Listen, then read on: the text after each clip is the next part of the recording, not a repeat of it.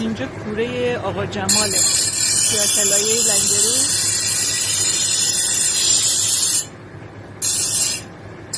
کار صیقل، داس، تبر، ابزارآلات کشاورزی،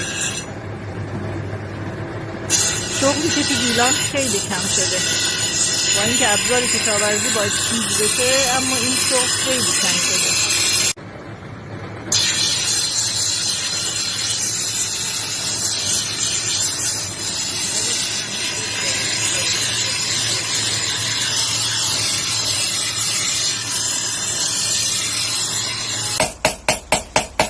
خوبه که خانومان توانمندن کار به این کمک کردن. این خیلی جالبه. آخه آهنگری که مشاغل مال آقایونه، خیلی جالبه.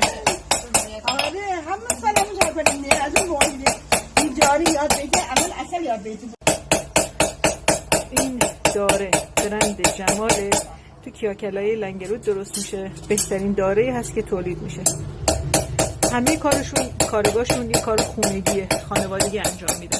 از 0 تا 100ش هم اینجا انجام میشه، از خراطی دستش تا تزیینات روش، همش خانوادگی درست میشه. و پایان کار این داره ابزاریه که برای بریدن برنج استفاده میشه. از داس کمی کوچیک‌تره و بسیار تیزتره، سبکه برای کار.